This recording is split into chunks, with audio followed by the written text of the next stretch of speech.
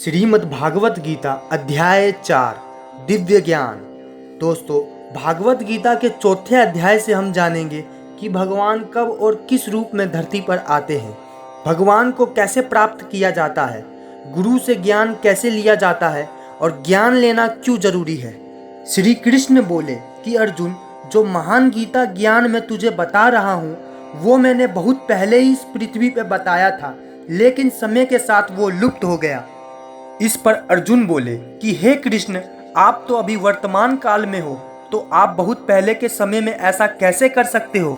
श्री कृष्ण बोले कि अर्जुन, तुझे नहीं पता कि तेरे और मेरे कितने जन्म हो चुके हैं। जब जब इस संसार में धर्म का नाश होता है तब तब मैं अधर्म का नाश करने के इस धरती पर मानव रूप में आता हूँ और कर्म करके अपना शरीर यहीं छोड़कर वापस चला जाता हूँ। जिस तरह से कोई शिष्य मुझे बहुत प्रेम करता है, उसी प्रकार मैं भी अपने शिष्यों से बहुत प्रेम करता हूँ।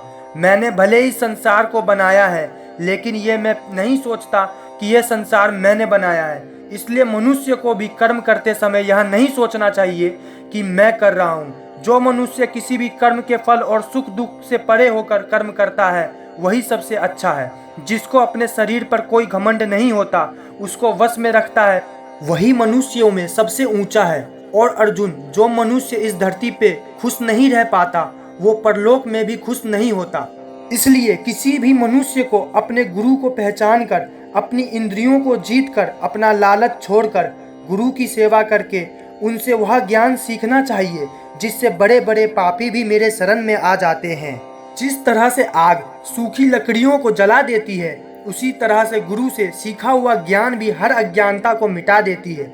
हमेशा कर्म करने वाला और हमेशा मुझ में श्रद्धा रखने वाला ही मुझको प्राप्त कर पाता है। इसलिए जिसने भी कर्मयोग से सभी कर्मों को और खुद को एक कर्ता मानते हुए परमात्मा को अर्पण कर दिए हैं, ऐसे मनुष्य को उनके कर्म कभी नहीं बांधते। इसलिए अर्जुन, तू भी मेरे इस दिए हुए ज्ञान से यह समझ कि कर्म तू नहीं बल्कि मैं कर रहा हूँ।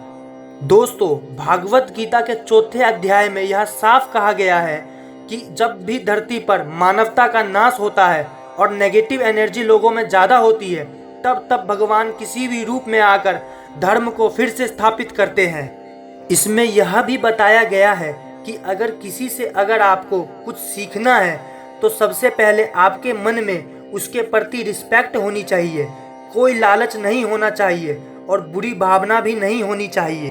और ये ज्ञान लेना और सीखना हमारे लिए क्यों ज़रूरी है? क्योंकि हम चाहे किसी भी फील्ड में हो, दोस्तों, ये ज़रूरी बात है कि हमें उस फील्ड के गुरुओं से ज्ञान तो लेना ही पड़ेगा। और ज्ञान ऐसा तरीका है जो इस लाइफ में आपके टारगेट से और उस लाइफ में परमात्मा से मिला सकता है।